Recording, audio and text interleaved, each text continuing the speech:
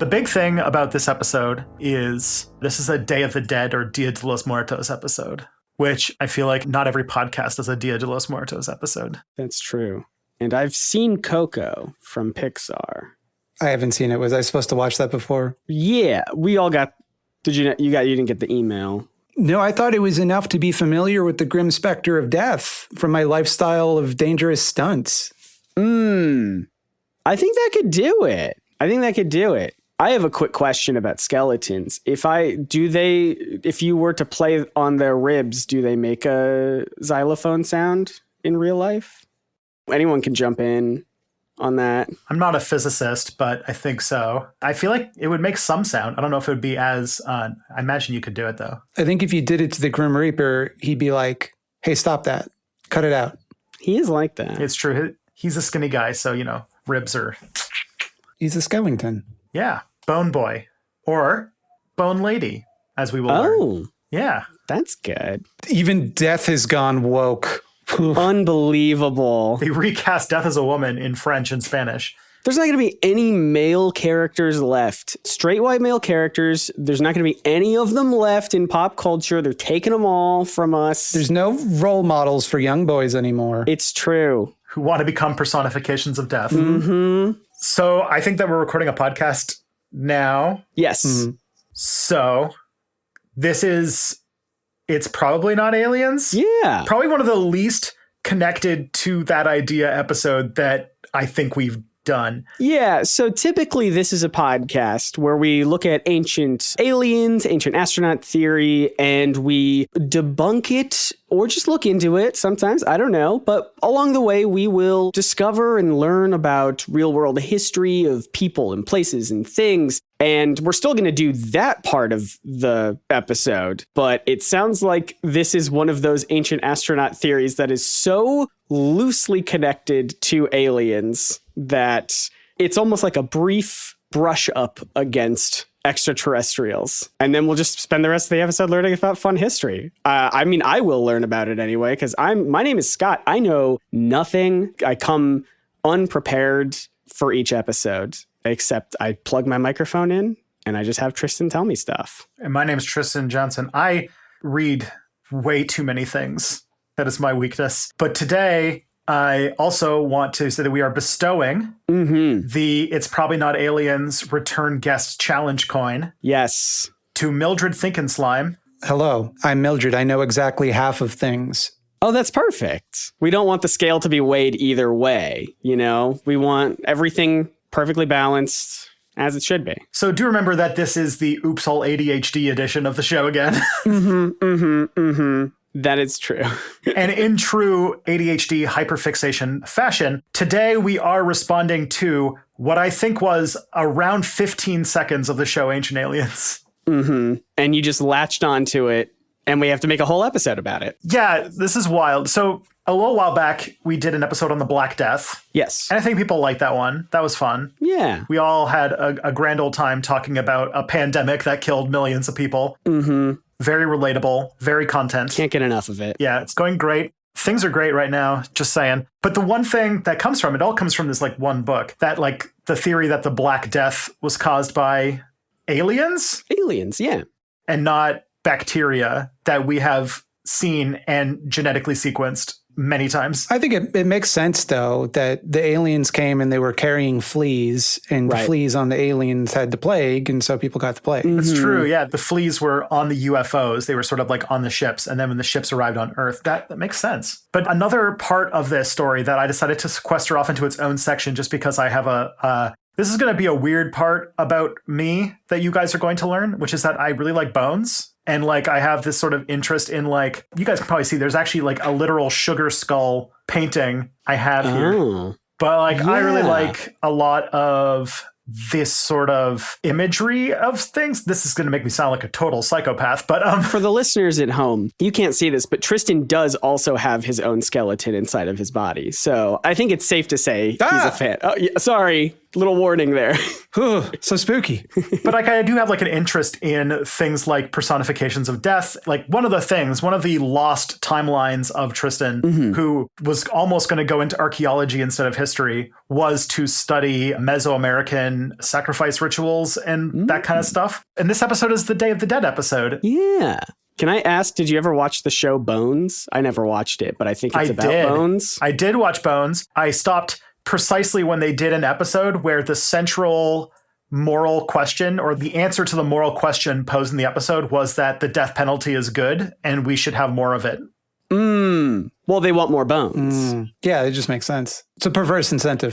Yeah, it was an episode where they let go somebody who was in prison for murdering, and they were like, oh, this person should have been executed, and then we didn't execute them, and then they did another murder. And it was like, if you had only not executed them, there would have been another murder. It happens 100% of the time. And that's, it was bad. Are we going to touch on the theory that aliens are responsible for the night that the skeletons came to life, and that bones are their dollars and worms are their money? Ooh. I don't know. That's new to me. I think you should leave now, Mildred. Well, because they pull your hair up, but not out. Okay. They want another chance at life because they've never seen as much food as this. Because underground, there's half as much food as this. But we are doing a special extended version of this episode on Corncob TV that's sort of in the same vein. Okay. All right. So yeah, the Grim Reaper. That is the topic of today's episode, if you haven't figured that out yet. The Grim Reaper. In this Ancient Aliens theory, the idea was that some people had seen pale morasses and like vapors and stuff like that associated with the plague showing up. And we kind of talked about in the episode on the Black Death that this is more about like the concept of miasma theory and the way that they conceived of disease in the Middle Ages. But also in the same Ancient Aliens claim, and this is the part where I was like, oh my goodness. They were saying that also there was all of these drawings and depictions of the Grim Reaper that show up during the Black Death. I wonder why. Yeah, and they concluded that obviously the Grim Reaper is some sort of alien figure. Right. The Grim Reaper is an alien coming with the fleas, with the Black Plague. And that's how it's all connected. And I can't even conceive of another way that the Grim Reaper would be connected. Why wouldn't they just draw an alien then? Good question. Next thing. I can tell you, as an artist, skeletons are very hard to draw. If I could avoid drawing a skeleton, I would. That's true. Yeah, it is. It's so many bones, right? It's so many bones. So furthermore, not only this thing that the Grim Reaper is an alien, the first thing I thought of was like, wait a minute, I know way too much about Mexican folklore to know that like the image that we think of as the Grim Reaper does show up because of the Black Death. We'll get into that later. But it's built on so many things. So much. I don't even know, right? You're about to teach me, but I already know that there's so much more than just like for the listeners at home. Tristan usually breaks up these episodes into like different acts. Like Act 1 is going to be like what the alien theorists say. Act 2 is like some more information. Act 3 is, like Act 1 is supposed to be all about like, what's the actual claim? He wrote 2 bullet points about the claim. Yeah, this happens too much on Ancient Aliens, which kind of sucks for content purposes, but it's just like, and then this shows up in the historical record. Could be an alien. Yeah, because they don't go into it. And now it's up to us to be like, all right, that little 5-second thing, we have to spend an hour talking about it. Yeah. Maybe Napoleon was so short because he was an alien. Can we say that? I can't wait. I'm looking forward to when the event becomes old enough or Ancient Aliens runs out of enough of ideas where there's an episode where they say that aliens did 9/11. That'll be the day that I officially ascend. I'll have an out-of-body experience while recording a podcast. Aliens did, not extraterrestrials, but aliens, sure. You got it on a technicality, I suppose. What if that's the rug they pull at the end of the series? They're like, that's what we were talking about the whole time. It was actually Al-Qaeda that was kidnapping people and making them lose time and doing all of those, like Roswell. The actual conspiracy that Roswell was done by Al-Qaeda. Oh, my God. A second UFO has hit the tower. Oh, God. Okay. Oh, boy. So, yeah, the Grim Reaper. The image. Reaper. I'm sure everybody can point out the idea of an animate skeleton in a black robe walking around with a scythe to reap the souls of people who die and take them to the afterlife. That is pretty iconic. What I have found is that it has gotten to every corner of the world, and in a lot of places they've taken their own personification of death and just replaced it with the Grim Reaper. It's that powerful of an image. Yeah. If you even Google death Just the word death, the image search shows up. It's all pictures of the Grim Reaper. It's so intertwined with our like concept of things that it's just like, it's there.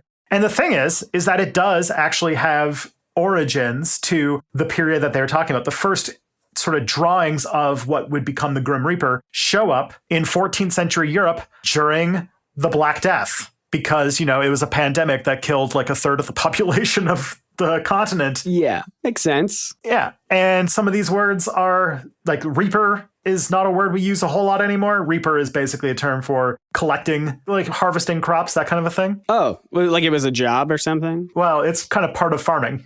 Sure. We definitely use the word reap, like you reap what you sow, or like, you know, but reaper is almost like I hear that word, I think Grim Reaper. Yes. 100%. So the Black Death did have its original onset from the years 1347 to 1351, but there were subsequent other outbreaks that happened after that. It would come back over and over again. It also hit the Middle East pretty hard. That doesn't get talked about nearly as much, like how it destroyed Alexandria, the big port city in Egypt, to a place where it basically never recovered. But in Europe, you can imagine death was on people's minds during this period.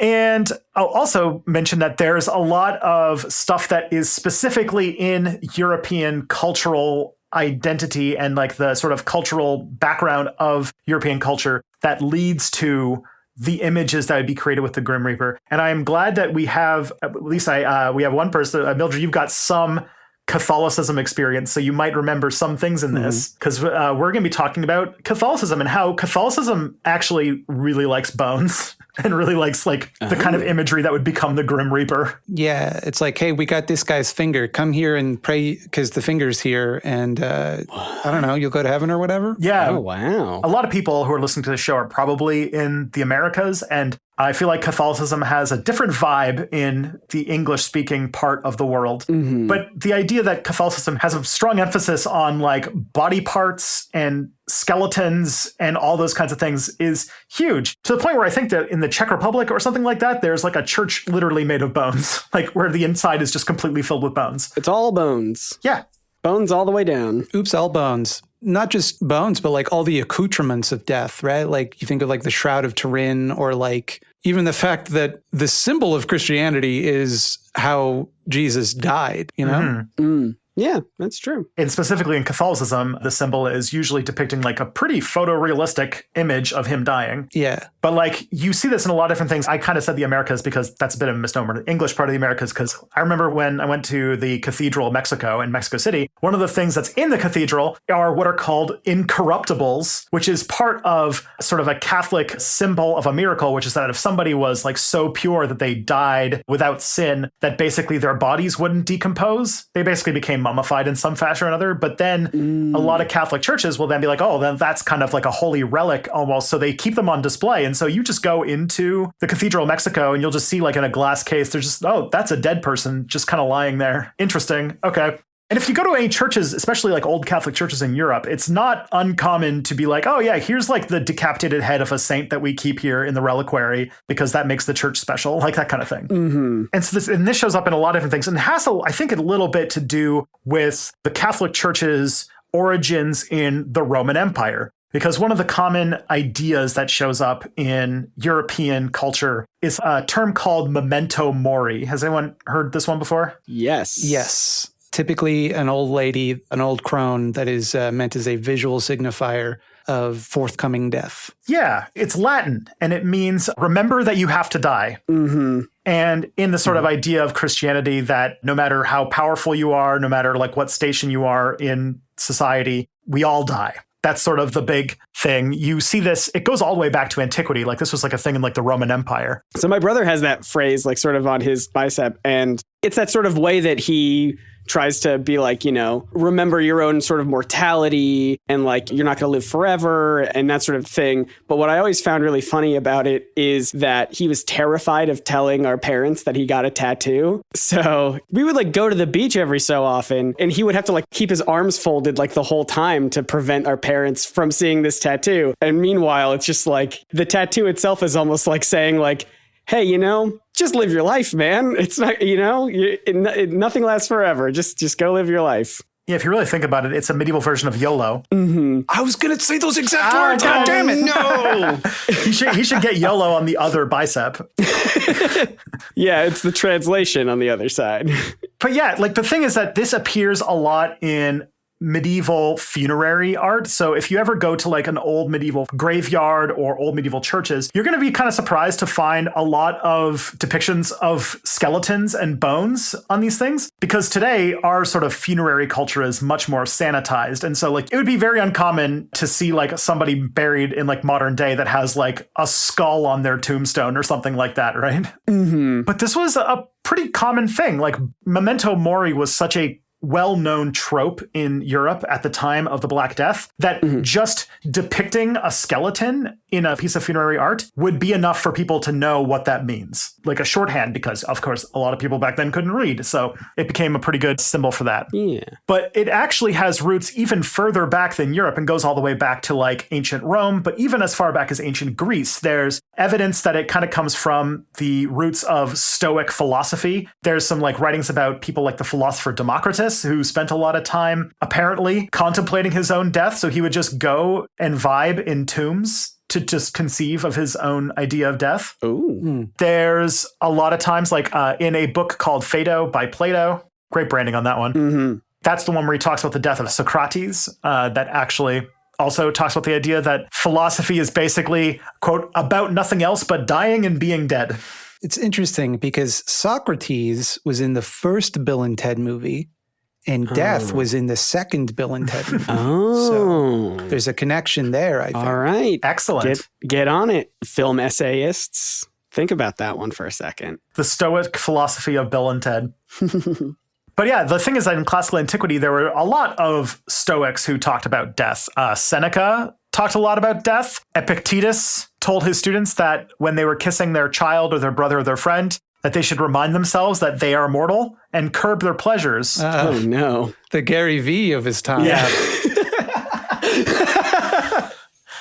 I want you to get in the shower and just think about all your family that's going to die. Just think about them dying, and that'll motivate you to do anything. Well, this is actually a weird You're gonna thing. be so amped up, so pumped up. It's more connected than you think, because I found out through the research on this that a lot of like the Gary V side hustle bros are weirdly into Stoic philosophy. Yeah, 100%. Yeah. Researching this got me so many weird recommendations on YouTube. That's like what Marcus Aurelius has to say about side hustles and stuff like that. So Oh my God. the quote about it is, those who stand behind men in their triumphs and remind them that they are mortal. And that comes up a lot, like the idea that everybody should be reminded that you will die. Marcus Aurelius, the philosopher / Roman emperor, kind of talked about a lot in his writings about how ephemeral and how short life is. Mm-hmm.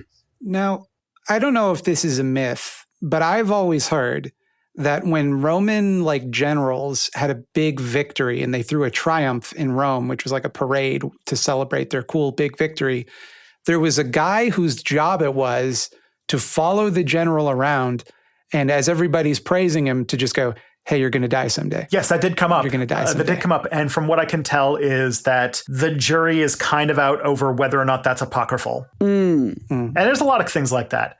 So if you think about Catholicism as taking like early Christianity / like the sort of like Jewish tradition of like Abrahamic faith and mixing it with Roman antiquity, because if you really want to break it down, Christianity is sort of like a weird syncretic mix of a bunch of Middle Eastern and European traditions sort of all kit bashed together. And we end up with Christianity. Mm-hmm. And so they kind of take a lot from Judaism, which also talks a lot about death and remembering death. Moses says in the Bible, he prays that we should all number our days so that we may get a heart of wisdom. In Ecclesiastes, I'm assuming that's a book of the Bible. It is, yeah. The preacher insists that, quote, it is better to go to the house of the mourning than to go to the house of feasting, for this is the end of all mankind, and living will lay it to heart. Man. And to kind of also give us some beginnings of talking about the Grim Reaper, in the book of Isaiah, the lifespan of a human being is compared to the short lifespan of grass. Quote, the grass withers, the flower fades when the breath of the Lord blows on it. Surely the people are grass, which I think is going to be very important when talking about reaping. Well, I think some of the people are grass. Some of them are ass or gas. It's one of those three. But none of them ride for free. It's That is true. This is a very good joke. So here comes Christianity, which is like, hey, what if this radical egalitarian Jewish sect that showed up in Palestine around this time, what if that, but we also fused it with the extremely hierarchical Roman Empire, and you basically end up with sort of early Roman Catholicism. And the idea of the memento mori entered into Christian thought and mixed with the sort of strong emphasis that Christianity has on the afterlife. Now, Judaism doesn't have as much of like a hyper focus on judgment and death as Christianity does, as we all know. Mm-hmm. And so the idea of memento mori became more of a thing to talk about how fleeting and how small life on earth is, and to constantly have your thoughts on the next life and the divine and the afterlife and all that kind of thing. And so the sort of images came together into that. Yeah. And when you say like the next life, you mean like the metaverse? Yes. Like have my thoughts on the metaverse. When you go to the metaverse, yeah, you go to San Junipero and do 80s stuff for the rest of eternity. Yeah. That's how it works. Awesome. I'm going to get a cool shirt that I bought with crypto. Hope you've minted it already, because shirt coin is way too expensive now. Yeah, that one's on me, actually. To the moon. To the meta moon. I got an email the other day from somebody who wanted to sponsor a video of mine for their play to earn NFT based game. And I basically told them to fuck off. Yep, I have a template that I use for when people try to get me to promote NFT stuff that basically just says, fuck off. And also maybe rethink your life choices. Basically, that's what I said. And then I just linked to the Dan Olson video and several nice. I should Jim start Sterling doing videos. That. And also, they said they were a fan of my videos, and I was like, oh, you obviously missed this one I talked about where I said cryptocurrency is a scam. Yeah, they're like, dear YouTuber, I'm a big fan of your videos. Yeah. I love your content. Yeah. So in this early period, this is when we start finding, in the 2nd century specifically, this is when we find the first writings about exactly what you talked about there, Mildred, the idea of the concept that people were following around the generals and saying, remember that you will die. Mm-hmm. And the idea is that it might have been Christian moralizing, because this is a frustrating part about dealing with the Middle Ages, is that the people who wrote history at that time were largely in the clergy, and their concept of history was basically that they knew what happened. And if the historical record didn't fit with what they knew happened, they had no trouble just editing and adding it in. And so a lot of medieval historian work has to do with like finding what has just been like shit they made up in order to make history fit the theology, basically. It's the Adam Savage, I reject your reality and substitute my own. Yeah, basically. Approach. Yeah. It does kind of backfire in a way, though, because like now when the history does conform to what they would want it to be, you can't really believe them, you know? Yeah, that's true. You would just instinctively doubt it. Yeah. It's just, it doesn't sound true. They probably made that up. No, but we swear this time. Pretty promise. I promise. Pinky swear. And also at the time, the pagan antiquity religion, the Roman, had a different type of thing that was not so much memento mori as something called nunc es bibendum, which means now is the time to drink. So memento mori and the sort of fleetingness of the moral life and all that kind of stuff is sort of a direct rebuke to the sort of Roman identity of how to live your life. Oh. It's like it's 5 o'clock somewhere type of Jimmy Buffett. Yeah. Yeah. The Roman Empire, famous for that. I like an adult beverage. I crack open a LaCroix every once in a while. Ooh. Yeah. Spicy water. Mm-hmm. So memento mori then comes in during this prevalent period to emphasize that all of these earthly pleasures are basically empty, and to focus on the hereafter, the eternal. It seems like a bad strategy to me, because like if the point of it is that life is fleeting, then like, oh, I have all of eternity to do cool afterlife shit. I shouldn't think about that right now. I can only do life shit for a little while. That is true. Yeah, it does feel like if they're like, this mortal existence is fleeting, focus on what comes after. It's just like, do I just sit and wait? Like, what's my plan here? What am I supposed to do right now? You kind of got to min-max it, I guess, is you have to be like exactly 51% good so that you get into heaven, but you get enough sins that you're like satisfied with your time on earth. Mm-hmm. Yeah, I like that. Makes sense. You have to 100% play the system. So this got picked up by a lot of ascetic groups, like, monks and stuff like that, you can imagine. Although if you really study medievalism. There were a lot of monks who lived it up quite well, but the idea behind a lot of ascetic groups was to reject earthly pleasures in search of a better afterlife, that kind of a thing. And so what this all resulted in is a lot of what I kind of talked about, which were transi or cadaver tombs, which are tombs that depict the picture of decayed corpses or skeletons on them, which became a fashion for quite a long time, including up until the 15th century, and that there are still some of these today. And this spread into other areas. Puritans, the sort of beginning of evangelical Christians, used to put winged skulls and skeletons on their tombstones, also adding the image of an angel snuffing out a candle, which is sort of the same idea, just transplanted to a more Protestant context. So it did exist, even as I'm sure if you ever studied Old West graveyards, there was this strange tradition back then where if you go to a 19th century graveyard in somewhere like Arizona or something, you'll find that they put people's cause of death on their tombstone to just remind you oh, these are the different ways people die. Have you played the video game Hades, either of you? Yes. It is very good. And one of the side things that you can do is interact with ghosts, and they will tell you how they died. And it's always very funny. The one I think I remember is some ghost was talking about how he died while he was pursuing his love or something, and the cause of death said dehydration because he was thirsty. And I thought that was very funny. When I was a kid, my primary school had this tradition where they would put up graves for all of the staff of the school with little jokes about how each one died. And I remember the janitor, whose name was Mr. Maloney, choked on a piece of bologna. Perfect. Maloney bologna. Yeah, the bologna, the food of your culture.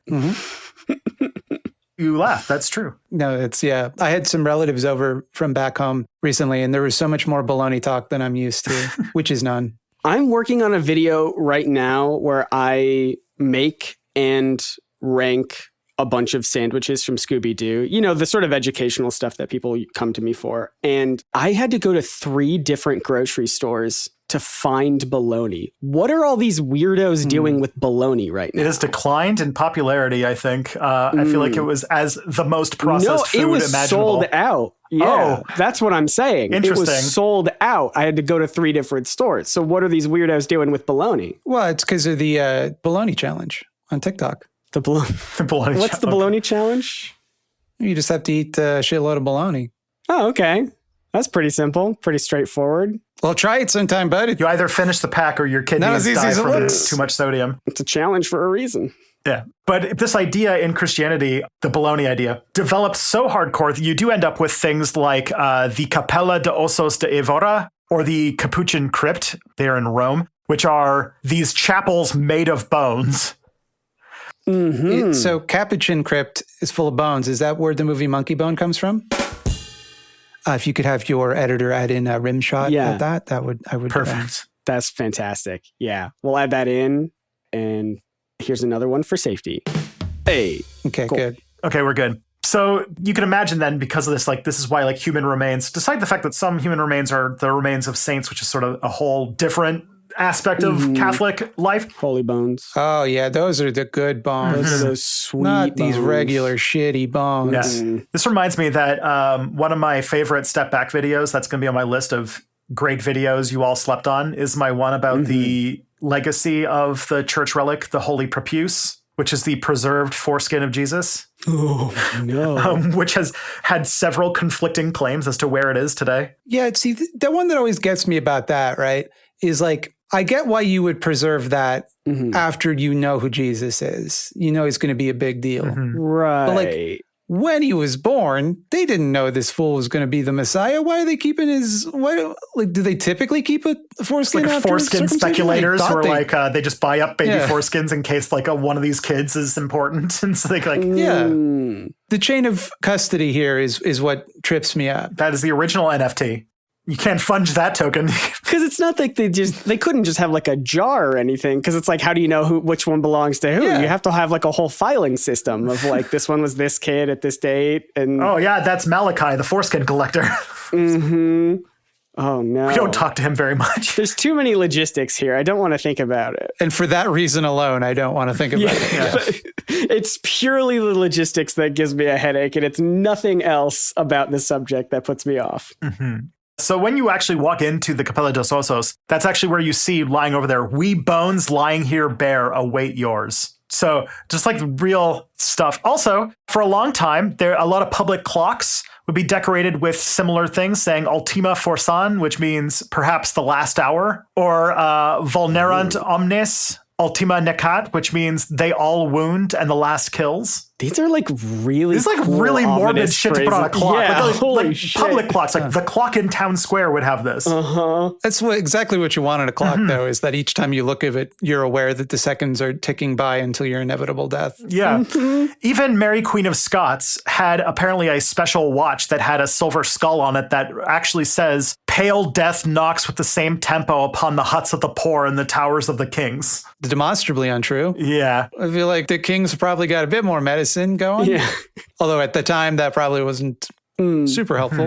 And kind of after the medieval period and you get into like the early modern period, memento mori stuff starts moving into jewelry. And so a lot of people start having rings, pendants, brooches, lockets, things like that that are decorated with images of skulls and death and stuff like that that is built upon the idea of remembering that you die, including a very famous kind of aspect of the Middle Ages, another kind of part of this, which is called la danse macabre, which means the dance of death. Ooh, spooky, scary skeleton dance. And this is kind of in the same vein, but the idea that death is universal, kind of speaking to Mary Queen of Scots' clock. Very often you find that images of this show a bunch of dead skeletons dancing. Not alive skeletons. No, dead skeletons. And what would happen is that you would have, of the skeletons dancing, one would be a pope, one would be an emperor, one would be a king, one would be a child, and one would be a peasant. So the idea is that everybody dies. Everyone dies.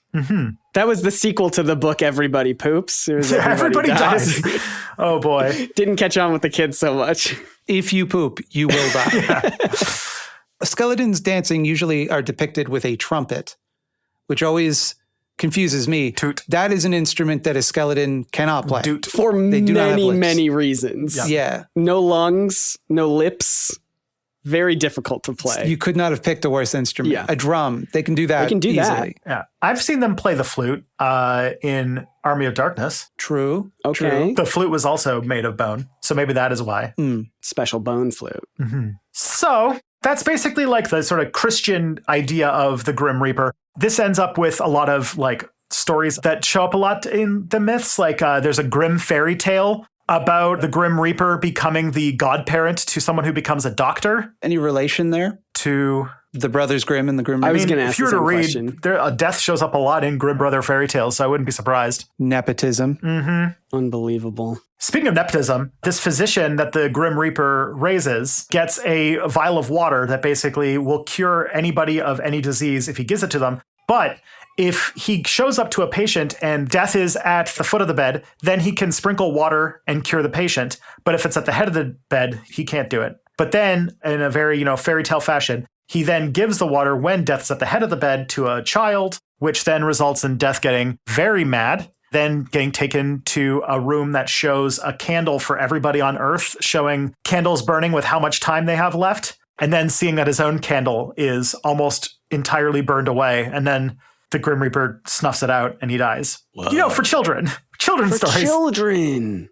Yeah, but if it's almost burned out anyway, then he was going to die pretty soon anyway, so it doesn't seem like a big deal. And he got to really see the cool candle room. Yeah. Yeah, it was his final wish. By the way, the minute death was mad at me, I'm chugging that water. Can't kill me. I got the curing water. Try it, bitch. Yeah. Shouldn't have given me the real life health potion. So yeah, another thing that shows up is there's a lot of stories of the Grim Reaper falling in love with a beautiful maiden. There's a lot of Renaissance artwork and 19th century artwork showing these things. Most famously would probably be the 1934 film Death Takes a Holiday, which then got adapted into the 1998 film Meet Joe Black. Oh, I've not seen this. I don't watch movies very much. Me neither. There's one scene that is relevant in that movie. It's how the Joe Black character dies. He is quite famously hit by a bus and then while in the air, hit by a second vehicle. Oh, I've seen this clip. Yes. Yeah. It's very good. Is it meant to be funny? No. Oh. It's meant to be like shocking and like, oh my God, life is so fragile. At any moment when you're standing in the middle of the street, you could be simultaneously hit by 2 cars. Damn. It is funny, though. It is quite funny. Unintentionally funny things are typically the most funny things that come out of cinema sometimes. Also, I think there's a scene where Brad Pitt speaks in Creole, and it's really hard to watch. No. Another famous example from film that sort of speaks to our Bill and Ted story is a 1957 film from Sweden called The Seventh Seal, which is the first time you see the story of death betting somebody's future on a game, typically of chess. And that has become referenced in multiple things over the years, including Bill and Ted, where if I remember, they play Twister with death. Oh. They play a bunch of games. They start with chess and defeat him effortlessly. And he's like, no fair, I want a rematch. And so then they play checkers and they beat him at that. And then Battleship and then Twister. And then, eventually he's just like, all right. Perfect. Man, I got to watch movies. Then he becomes part of their band. And it's a major plot point in part 3. I have to see that part 3. It's fun. Yeah. That's awesome. But then also there's some other roots to the Grim Reaper imagery that show up a lot older that also imply not aliens. Like, for example, a lot of the imagery of the Grim Reaper comes from the death god Thanatos of Hades, the video game fame. Of Hades, the video game. He's the hunky sexy boy that you get to romance. And he's great and I love him. Mm-hmm. Thanatos is the root of the term thanatology, which is the academic field of studying death and dying. And yes, also the origin of Thanos for Scott. I know. See, I was wondering if you were truly going to hedge your bets here, Tristan, because it's a 50-50 shot whether I would bring up Thanos or David Xanatos from Gargoyles. Oh boy. Ooh. We both have like a lot of signs that we watched the exact same cartoons in the 1990s. There has to be an ancient aliens theory about gargoyles, right? I hope so. There has to be. I hope to be Oh, someday. man, yeah. Yeah, We got that's to a good do one. that. Yeah. Gargoyle fact. It's time for Gargoyle facts. Are you all ready for Gargoyle facts? No. Did you know, this is Gargoyle Facts, Awesome. the famous segment from It's Probably Not Aliens. Podcast in a podcast. Yeah, yep. Did you know that the word gargoyle is an onomatopoeia? Because originally gargoyles were designed into buildings as water spouts. They would like shoot the water out of their mouth and they would make the noise like gargle, gargle, gargle, gargle. So That's oh my goodness, I did not know that. amazing. That's That's your my gargoyle favorite fact. gargoyle fact. That's so good. That's so good. this has been Gargoyle Facts. Excellent. That's my favorite segment of this show. Thanatos, famously the son of Nyx, the goddess of the night, and the brother of Hypnos, the god of Hypnos. sleep. I recognize all of these from Hades, the video game. The most famous myth about Thanatos is that once he was captured and imprisoned by Sisyphus, who was the king of Corinth, then was chained and bound in the castle of Sisyphus, resulting in nobody being able to die on Earth, which led to Ares, the god of war, getting pretty mad because he wasn't able to win any battles because nobody was dying. So then he goes and frees Thanatos from Sisyphus and then sends Sisyphus to Tartarus, which is the Greek version of hell. And then he's pushing a boulder up a hill forever. This image shows up in a lot of Grim Reaper stories that have to do with death taking vacation and dying no longer happening and the chaos that would cause. There's a Russian fairy tale, which of course a Russian fairy tale would be about this, called Death and the Soldier. But there's a lot of stories like this that show up fairly often. I'm almost through cultural osmosis. I'm sure you can think of those kinds of things. The other, in the Bible, there's also another image that comes through the Grim Reaper, which is the angel of death, which goes by the name of Azrael, who in the Bible several times shows up most famously to kill all of the firstborn in Egypt. Batman. Sorry, it's really important that I say this joke. It's fucked up that they let that baby killing guy become Batman. Okay, proceed, Tristan. Thank you. Thank you.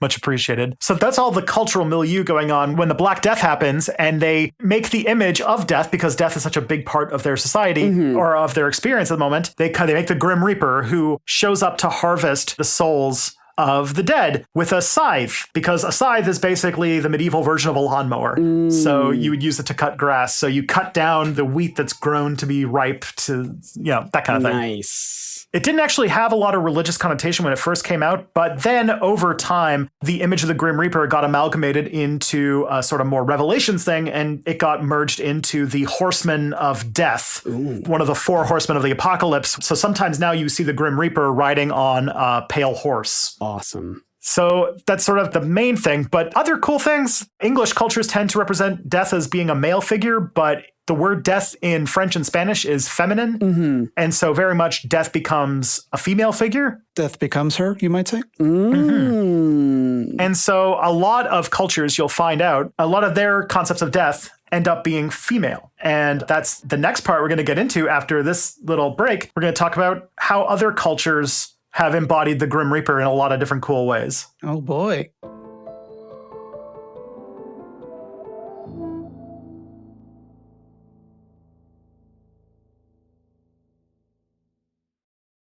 All right. We've been talking about death. We've been talking about the Grim Reaper. We have yet to mention the Grim Adventures of Billy and Mandy, but I'm sure it'll come up at some point. As well as the television program Reaper, canceled before its I time. was also thinking about Reaper. It had like one season. I thought it was great. Had a great premise. 2 seasons ended on a cliffhanger. 2 seasons. Oh, Very okay. upset about it. Well, see, that's on me. I'm a fake Reaper fan. Dead Like Me, that was a Grim Reaper show too, right? Yeah, it sure was. Bring it back. Powerful cultural icon. Outside of TV shows canceled before their time, the Grim Reaper does show up in various different cultures representing death in a whole lot of very interesting ways. Also, much to the chagrin of people who want to say that the Grim Reaper is an alien, personifications of death show up in cultures around the world and in a lot of different contexts. And so we're going to take a little tour of death in various cultures, including a lot where the Grim Reaper in Catholicism had happy little babies, especially in places like Latin America. All right. The first stop that we are going to go on is a person by the name of San La Muerte, or Saint Death, which is in Paraguay and northeastern Argentina and southern Brazil. Okay. But is a sort of representation of a saint. Is Saint Death. Yeah. That is a male skeletal figure with a scythe that shows up a lot in prisons. A lot of prisoners seem to have reverence for Saint Death, despite the fact that the Catholic Church of Mexico has said that Saint Death is a bad tradition. It mixes paganism and Christianity, is contrary to Christian belief of Christ defeating death. Still, San La Muerte still has a lot of followers by people who are self-proclaimed devoted Catholics. And you'll find out that this happens a lot because Catholicism around the world is very full of syncretism. San Pascualito is an example in Guatemala, who is a folk saint, also called the King of the Graveyard, also a skeletal figure with a scythe, sometimes wears a cape and a crown, but also is prayed to when trying to cure diseases. It's pretty fucking rich of the Catholic Church to be like, you're just making this shit up. There's no king skeleton. Anyway, come visit our church because we've got a cool holy skeleton here that you can come see. For real. We've got the good skeletons. In Brazil, there's actually this religion called Umbanda. I was going to make a video on these people a long time ago. It's sort of this mix of religions that is Catholicism mixed with traditional African religious practices that were brought over by slaves the Portuguese brought to Brazil. Sort of like voodoo in like the Caribbean. You have Umbanda in Brazil. And they have a creature called Norisha Omolu, who is the personification of sickness and death, but also a personification of healing. Also associated with another creature named Iksu, who is the Lord of the Crossroads, who rules cemeteries, and you can go and see him if you go to a cemetery at midnight. Oh, maybe we go do that. Little field trip? Yeah, field trip. Well, how do you know which cemetery he's in? Yeah. It's true. You gotta just go to all of them, or just wait at one while he does his tour. Yeah, and like time zones too, right? Like, yeah, it's true. It's always midnight somewhere. He's got that on his coffee cup. Speaking of voodoo, there's a group of Loa in voodoo called the Guede. Loa are sort of a term for sort of like halfway between spirits and deities, because voodoo is still technically a very strong offshoot of Catholicism, but it still is monotheistic, but it has a lot of these almost like saints called Loa. And they have this whole family that represent the embodiment of death and fertility. The two that you probably would know are Mama Birgit and probably most famous Baron Samedi. Okay. And a lot of times they're depicted as associated with like, skeletons and skulls and graveyards and all that kind of stuff. Gotcha. I will remind you that I do come into this podcast knowing nothing. So you being like, you might be familiar with these. I do not. I am not familiar. Baron Samedi, he shows up in the show American Gods. And also, I think perhaps more culturally relevant, The Princess and the Frog. Oh, I have not seen that, so I guess I should know that. Also shows up as part 2 in the series of board games, the VHS board game series that involves the Crypt Keeper, or not the Crypt Keeper, the Gatekeeper, and also... Oh, Nightmare. Yeah, Nightmare. Nightmare 2 is Baron Samedi. And he's in one of the James Bonds, one of the Roger Moore James Bonds. I forget which one. Oh. I did not know that. Man, I gotta watch more stuff. I've watched like 20 seasons of Grey's Anatomy. That's like stuck in my head. Does the Grim Reaper show up in that one? There are ghosts in the show more often than you would think. What? There are Shonda ghosts. Rhimes. This is getting ridiculous. Yeah. Because I would think almost never. Yeah. So really any amount is more than I would think. It happens once every couple of seasons at least. There's ghosts in a medical drama. You know, if there are ghosts, that's got to be very demoralizing for a doctor. Because, you know, you're putting in all this work to save them. And then like, well, but I mean, if they die, I do know for a fact there's an afterlife. So maybe it's What's the worst that could happen? Yeah, Low and stakes. everyone seems like cool and chill in the afterlife. Like it feels like everything's good. Everything's rosy. Yeah. So, going to India, another figure that is sort of a Grim Reaper figure that shows up in a lot of Asian cultures is the figure of Yama, who is the Hindu lord of death, who presides over the court of hell. Basically, the role of Yama in Hinduism is the king of karmic justice, who, when somebody dies, assesses their karma and basically figures out whether they're going to have a better or worse reincarnation. He rides on the back of a black buffalo and has a lasso to lead souls into their new homes. Now that's cool. I mean, we've done a lot of scythe stuff, but the lasso's cool. Quit kissing ass. You're not going to get a better reincarnation just because you're sucking up.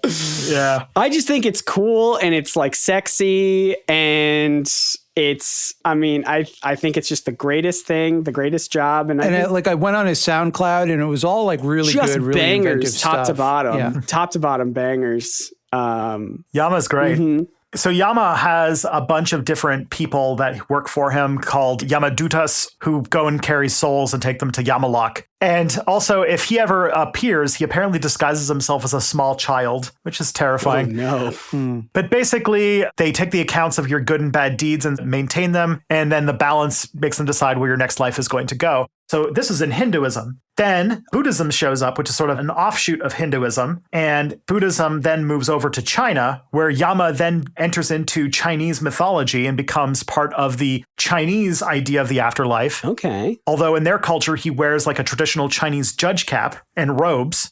And also is depicted on a lot of the hell money that you can get in China, which is the idea that when somebody dies, they need to kind of pay their way into the good afterlife. So you go and burn a bunch of hell money. No, it makes perfect sense. Was not Yama also the being that tempted the Buddha when he lay under the lotus tree? I think so, but I can't confirm that. In some like Buddhist mythology, like as Buddha he's like, well, asceticism didn't work and earthly pleasures don't work. What am I going to do? And so he's like, okay, well, I'm not going to figure this out. I'm just going to meditate under this lotus tree, sits down, bingo bango, becomes enlightened. But during the process, Yama's like, hey, don't get enlightened. Don't do it. Keep your earthly attachments, dummy. Alternate history where he listens to him and Siddhartha just becomes a himbo for the rest of his life. Yeah. Gets really into NFTs. Yep. There's sort of a similar kind of figure in Korean mythology who is called the Netherworld Emissary, who's sort of looks like a stern bureaucrat who escorts people to the land of the Netherworld. Hold on. I thought Spider-Man was the emissary from hell. Yeah. Yeah. Explain that, Tristan. Explain that, Tristan. That feels more like a Scott question than me. We haven't even talked about the Marvel stuff. I was going to bring it up when you were talking about how Death is a woman, and I was going to be like, like in Deadpool. Or in DC as well, Death is a woman. Yeah. Death of the Endless. So that's the comic book references. We got it in. Okay. There we go. Mine was not a comic book reference. It was a reference to the 1970s Spider-Man Sentai program. Ooh. Wow. Well, You might be too much of a nerd to have on this show anymore. I mean, feel like you know more than I do. I think it's like you've eclipsed this show's limit for. we can't be this nerdy about history and this nerdy about pop culture at the same time. It's making us look bad, right? It's making Tristan and I look bad that you are that you know. I'm elevating the discourse. Yeah. In the 1970 Spider-Man Sentai show, Spider-Man was given his powers by an alien who was vaguely spider themed and then died. Yep. And before he would fight criminals, he would go, I am the emissary of hell, Spider-Man. That's right. And then he'd do karate, occasionally shoot ropes at them, and then summon his giant mech, Leopardon. Yeah. Spider leopard mech. They really just kind of ran with the vibes instead of reading comics for that one. It sounds pretty great. Yeah. On China for a second, actually, on the Chinese one, I wanted to point out also that there's this other depiction in the afterlife that I think is really cool, where it's this Chinese woman who, when you are going to be reincarnated, she makes you drink a potion that makes you forget your previous life to explain why when you reincarnate, you don't remember your previous lives. Okay. And that there are some stories of people who tricked her into not having to drink the potion and they reincarnate with all of their memories and they're like babies who can talk and stuff like that. Whoa. But I also remember all of this because it shows up frequently in a really cool book by the name of The Years of Rice and Salt, which kind of plays into this whole discussion because The Years of Rice and Salt is a Kim Stanley Robinson novel of alternate history where the Black Death wipes out 99.9% of all human life in Europe. And so basically it's history without Europeans. Oh. But to tell the story of like hundreds of years, it's about two souls that keep running into each other in various reincarnations. Oh. And there's a part where they actually talk about this woman with her potions. Is it cute? Is it like a romance, these two souls? It's interesting because like in different lifetimes, like one is a tiger and the other one's hunting them. And sometimes it's a daughter and sometimes it's a lover. Like they change their relationship with each other throughout the centuries. It's actually kind of cool. Sometimes it's Tom Hanks and Yellowface. But there's a really great part near the end. Like they're approaching the Industrial Revolution where they have like this like Arabic Muslim version of Karl Marx. And I'm like, oh, interesting. Anyways, in Japan, the sort of goddess of death is named Izanami, who died in a fire, giving birth to the god Hinugakutsuchi. Yeah. Hinugakutsuchi. Let's go with that one. Sure. And she went into a realm of perpetual night called the Yomi no Kuni. Her husband, Izanagi, went there, but then found out when he went to go see her that she was no longer as beautiful as she was before, which led to an argument. And apparently the result of that argument is that she promised that she would go and take 1,000 lives every day and become the goddess of death. Oh my God. Doesn't feel like enough. Yeah. You need to wear more makeup. Fine. I'll go kill 1,000 people every day. Every single day. Another one that you might know, this is going to be the kind of anime reference. Another one that shows up a lot as death gods in Japanese mythology are creatures called Shinigami. Okay. And they're kind of closer to what we think of as a Grim Reaper. But I found out later that Shinigami is actually a more modern thing. And they don't show up at all really in traditional Japanese mythology, which is interesting. And they love to eat apples. Is the thing from Death Note. Oh, they love eating apples. That's one of them. Apples is like drugs to them. Wow. Yeah, Shinigami are probably, if you know them from anything, it's probably Death Note. Or the plugin on Twitter that lets you know whether or not someone is transphobic. Ooh. Oh, I gotta check that one. It's called Shinigami Eyes after in Death Note. In Death Note, when they get a Shinigami's eyes, they can look at somebody and they know their name and when they're going to die. Oh. Do they like apples because, like, if they represent death, right? And that would be like sort of the opposite of like healing and life and medicine. And an apple a day keeps the doctor away. So doctors hate apples. 5 tricks to stay healthy. Doctors hate them. Doctors Number hate 3 will shock you. Eat apples. Doctors hate that. My understanding, and I could be like anime fans, please direct all corrections to @it's probably not aliens, not to me. That one, because that's not that's not our Twitter handle. So do it to that one. Yeah, just bombard that poor soul.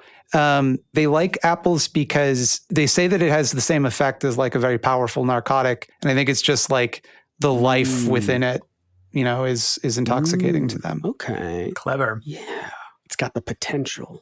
Yeah. I got a few more deaths. In Latvia, there's a impersonation of death called Vejumate, or Lithuanians call it Giltine. Okay. Which I guess comes from their word stinging, who's like this old kind of crone. Crones show up a lot in Eastern European mythology, who has like a big blue nose and has a tongue that's long and poisonous. Ooh. And then at one point she was young and pretty, but then was trapped in a coffin for 7 years and is the sister of the goddess of life. So they're sort of depicted as like the beginning of life and death is the sort of duality. But then when the Grim Reaper image came to Latvia and Lithuania, they abandoned this lady and they just have the Grim Reaper. Yeah, they were like, this one rips so much better. Like, this one's so much cooler. Even back then, they were like, that's metal as hell. Okay. Bretons also have a figure called the Anku, or Angau in Welsh, who is supposed to be the portent of death. It's usually the spirit of the last person in the community who died, whose job is to come back and pick them back, and has a big wide hat and long white hair. Oh. I thought it was a big dog. That's a different one. It's a different one. A different thing that is also associated with this, sometimes it is a dog. I didn't write that one down, but yeah, there is also it's Black Shuck. There's this on the first song on the first album by the band The Darkness. It's about this spooky dog. I only know the one famous song from The Darkness, but I bet their other songs are also very good. I Googled images of this figure because I wanted to know what the hat looked like, and it's awesome. Sweet. Yeah. The Anku also drives like a sort of creaky wagon that's piled high with corpses. And so the idea is that if you hear that, that's like the sign that death is coming. There's also a similar figure that shows up in Irish mythology called the Dullahan, who's like a headless person who carries his head under his arm. Oh, cool. Who rides on the back of a black horse or has a carriage pulled by black horses. They stop at the house of someone who's about to die and call out their name. And when they do, that person dies. Yeah, I guess we're getting into some Irish stuff, which is also going to be fun. The other one that I'm sure you guys all are very aware of is the Gaelic idea of something called a banshee. Yes. A sort of female spirit who heralds the death of somebody by shrieking. Yes. Usually described as a woman who's wearing green and red clothing, has disheveled long hair. Sometimes she's like, they either go with old and ugly or young and beautiful. Those are the only two they go with. The two kinds of women. The two. Oh, my goodness. Yep, you're either a 1 or you're a California 10. Let's go. Yeah. Sometimes, too, the banshee is depicted as a ghost of a woman who has died in childbirth or who was murdered. And to this date, even in some traditional parts of Ireland and parts of Scotland, you will still have, as part of a mourning tradition, something called the keening woman, who is sort of supposed to fill the role of the banshee, who is somebody who basically at a funeral screams for the dead. The idea being that like the banshee's going to roll up and be like, oh, they got one. I'm good. For real. That's how they keep the banshee away? Is that the idea? Yeah. That feels right to me. I don't know the actual idea, but it's a sort of representation, I guess. And as you mentioned, in Scottish folklore, there's this black or dark green dog called the Cúsaith who takes dying souls to the afterlife. Yeah. Black Shuck, that dog don't give a fuck. Yeah. And because I've been playing a lot of The Witcher, also have to reference, in Welsh folklore, there are these people called the Gwynapnwd, who are the personification of death. And what they do is they lead a group of spirits called the Wild Hunt and collect wayward souls to take them to the afterworld. So if you ever wondered where the Wild Hunt comes from, that's it, the Welsh.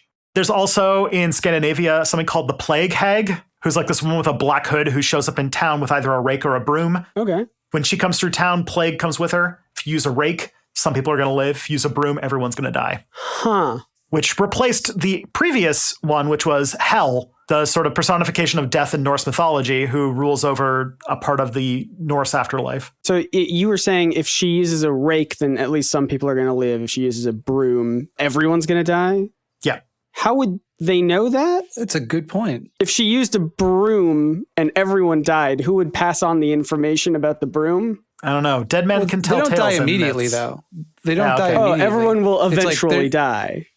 Yeah, it's like you're coming through the town and you find all these journal entries, you know, for your codex. Right. And they're like, oh, weird. Right before we got sick, this old lady with a broom showed up, you know. So weird. And now we're like, all dying. I saw that lady, but she had a rake and some people survived. What's going on here? That's interesting. I'm putting the clues together. And you put the mystery together. Perfect. No notes. Well, a lot of notes, actually. That was the whole point. It was, we had to collect them all. Eastern Europe has got a bunch. There's a version in Poland who looks like the Grim Reaper but wears white. But also in a lot of Slavic countries, there's a person named Smirt who represents death, or Kosach, which means billhook. And also there's a representation in Slavic mythology of a woman by the name of Marana, who is the goddess of winter and death and rebirth. And in a lot of these traditional places, they would make a figurine of her, which then at the end of winter, at the beginning of spring, they would make a figure of her and then take it away from the village to set on fire and throw into a river to celebrate the end of winter. Dramatic. Yeah. In Islam, the archangel Azrael is the angel of death who shows up. This guy again. Yeah. Pretty fucked up. They let that guy be Batman. Use that take. He has many subordinates who basically pull souls out of people's bodies. Robin. And in Islam specifically, they make a lot of references to say that if you were a good person who was free of sin, that they would do it in a less painful fashion, and that the worse you are, the more painful they're going to make the process. And this process starts after you're buried, where two angels by the name of Munkar and Nakir give you a test of your faith. And if you answer correctly, then you get to go to good heaven. It's kind of cold comfort to, like, if you have a loved one who died horribly, because it's like, it's probably a bad person then. It's not so much like how you die, it's how painful the process of your soul being taken out of your body is. I see. I see. So in Islam, after you die, you get a test, and they test about how faithful you are. And if you pass the test, then you're taken to the good afterlife. But the process of being taken out is painful depending upon how good of a person you were. Okay. Wait, so even if you pass the test, it could still be painful. Mm-hmm. Okay, great. Good reward. Yeah. And that all brings us to the one that I think is the theme of the day, which is the Aztecs. The Aztec queen of the dead is called Mictlantecuhtli, who is named basically the queen of Mictlan, which is the sort of Aztec underworld, who rules over the afterlife with her husband, Mictlantecuhtli, who basically just rules over this land that's full of the bones of the dead. She's represented as a skeleton. Sure. With her jaw agape and basically her stomach full of stars, because her whole thing is that at the end of the night, she eats all the stars to bring daylight. That's cool. Seems like she would have missed a star then, huh?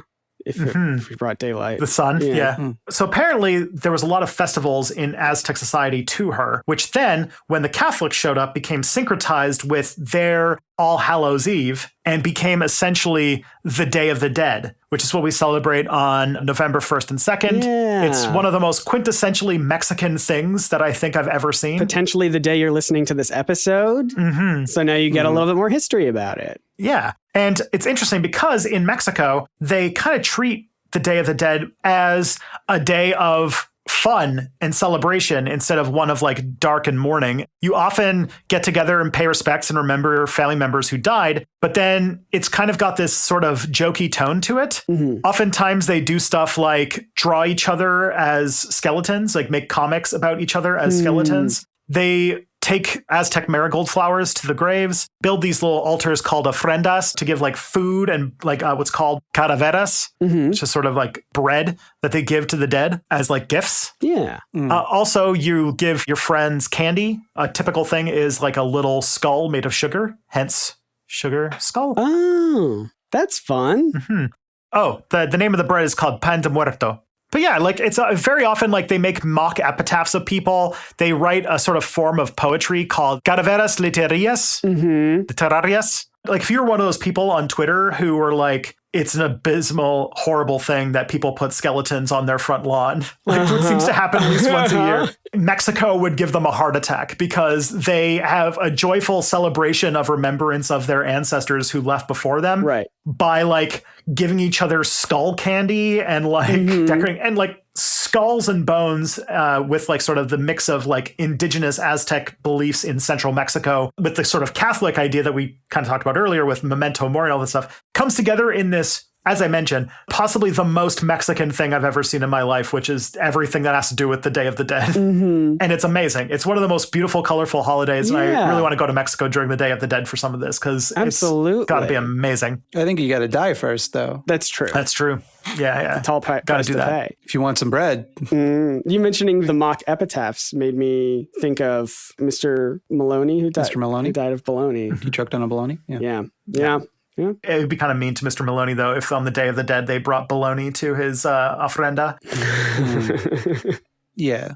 Before we go, I also have one like small side note, which is also in this sort of Mexican vein, which is that there's also, and I'm going to be making a video about this, I don't know when, but I really want to make one, about a person by the name of Our Lady of Holy Death, which you might know by her Spanish name of Santa Muerte, who is this deity or folk saint in Mexican religion that is this representation of death, which is actually growing in popularity in Mexico and the US, specifically because she's very, very popular with basically members of the cartels. She's like almost become like a sort of folk saint for organized crime. And so in like the Mexican prison system and also like among like, religious members of the Mexican cartels, she's a pretty big icon.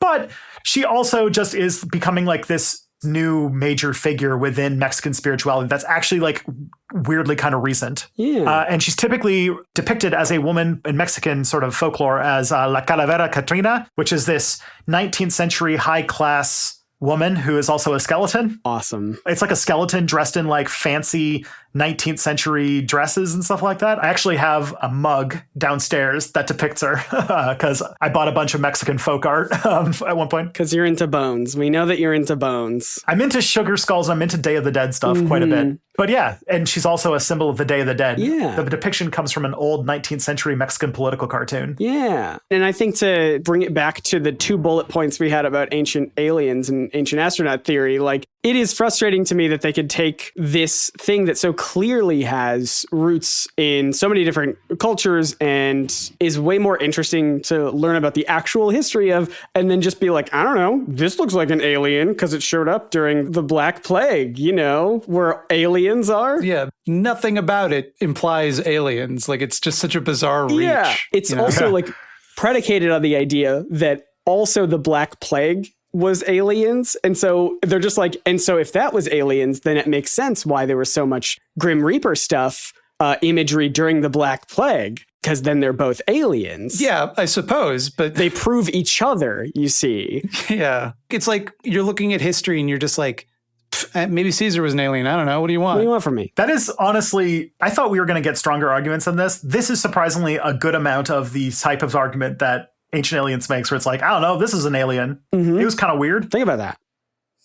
Yeah. Just real quick, there is one culture we forgot to mention. Yep. Speedsters, when they die, they are chased by the Black Racer. I just know you're going to get a lot of comments about that if I didn't say something. You. So. Thank you. Should have covered that when I covered Japan, yeah. Helps us out a lot, actually. And as the expert of all things spooky and scary, Mildred, thank you so much for being here. Where can people find more of you and your stuff online if they would like to do so?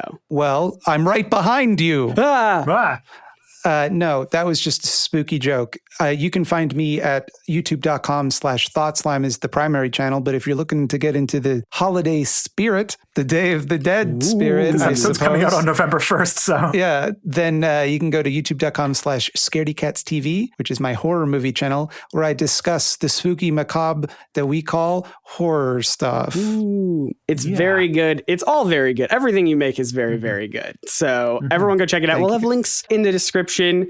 And yeah, thank you so much again for joining for this episode. Significantly fewer aliens in this one than the first time you were on. That is true. Yeah. But we do have another episode with Mildred if you want to go check it out. It's a grab bag episode. It was a lot of fun. Yeah, those are fun. Very fun. I do feel kind of baited that like I came here for a discussion about how skeletons are aliens, and instead I just learned a bunch of shit about different cultures. We need to bring you back for the corrections episode. I feel like that'd be a good vibe. Yeah. Turns out it was aliens. Yeah, we've gotten that feedback before about how people think we're going to talk about aliens and then we don't. And it's a big part of our, like, we're working on it. Like, it's... Oh, no, sorry. I meant that as like, this is a thing a silly, foolish person would say. Haha. Wouldn't it be hilarious if Mildred were to say this type of joke? Yes. I was building off of it, I think. Oh, okay. Never mind. We're figuring it out. Oops. It doesn't matter. Oops. I like this show, and I think people like it. Anyway, speaking of a corrections episode, you know, if you want to send us corrections or just comments and things like that, the best place you can find us is Probs Not Aliens on Twitter. And Tristan, you also do other things online, I'm sure. Yeah, I somehow run a YouTube channel called Step Back. I'm just about to finish a series I did on Russia that's going to get me in some hot water, so that'll be fun. But yeah, it's really great. And also, if I want to get into the holiday spirit of Spooktember next year in 2023, because it's now November, where is the premiere font of Scooby-Doo YouTube content on this platform? Yeah, I guess that would be me. My YouTube channel is Nerdsync, Nerdsync. I'm making so many Scooby-Doo videos. I hope I can even get them done in time. I have so many things that I want to do. An unnecessarily deep dive into Fred's ascot and what that means about masculinity and femininity and things like that. And making a whole bunch of Scooby-Doo sandwiches for fun and just talking about so much Scooby-Doo stuff. I don't know. I just have a lot of ideas and I like Scooby-Doo. All right? Sue me. Yeah. And if that doesn't sound like it appeals to you, I have to ask, would you watch it for a Scooby snack? That's a good question. I mean, they got to be good, right? Scooby snacks? I tried to make some for my video and they turned out not great, but that's operator error. All right. The Scooby snacks themselves always look delicious. Yeah, I ran into a person who played Shaggy at a theme park once, and I was like, do you like eating dog treats? And he was like, no, it's a human treat. The dog is eating a human treat. Mm-hmm. I'm like, It's not better. It's not better. It's bad for their kidneys or something. Yeah. Thank you to everyone who writes reviews of this show on Apple Podcasts. I want to give a special shout out to Aegis Shield 28, a fitting name for this episode. I've seen heaven. I guess that's not very fitting. You would have seen hell, potentially. I don't know. Grim Reaper does both, right? Just death in general. Yeah. 04th, Magic Fan 1992, and Kai Gambler. Thank you so much to everyone who writes reviews, and we've got so much more that we're going to shout out the names of, so we really do appreciate it. And the best way to spread the word other than writing reviews is to tell your friends, right, Tristan? Yep. As I say every week, podcasts, unlike YouTube, don't really have recommendation algorithms to have people find stuff. So word of mouth is really the only way that podcasts grow. So if you like this show and you think that other people would like it in your life, share it with them because it really, really helps. More than anything that you could do for the show, just showing one other person you think would like it, an episode, is probably the best thing that you can do. Yeah. And the best place to send people is a very simple website. Say it with me now, probsnotaliens.com. That's the website. I was going to say that. Yeah, none of you guys said it with me, so I'm... Yeah, well, I didn't know what it was, so it was kind of unfair to expect me to say right, it along with you. Next It's time. hard to speak in unison during a Zoom call. I would just Google what it's Scott and Tristan's podcast, and then Google will be like, it's probably not aliens. Probs Not Aliens. Send people there. It's where you can find links to the show in every single place that we have it. And I think that's everything. So yeah, this is a big one. Once again, this is a chunky one. Once again, thank you so much, Mildred from Thought Slime and Scaredy Cats, for being on the show. Mildred, but she's been dead for 15 years. My name is Scott. My name's Tristan, and the truth is out there. Oh no. Probably.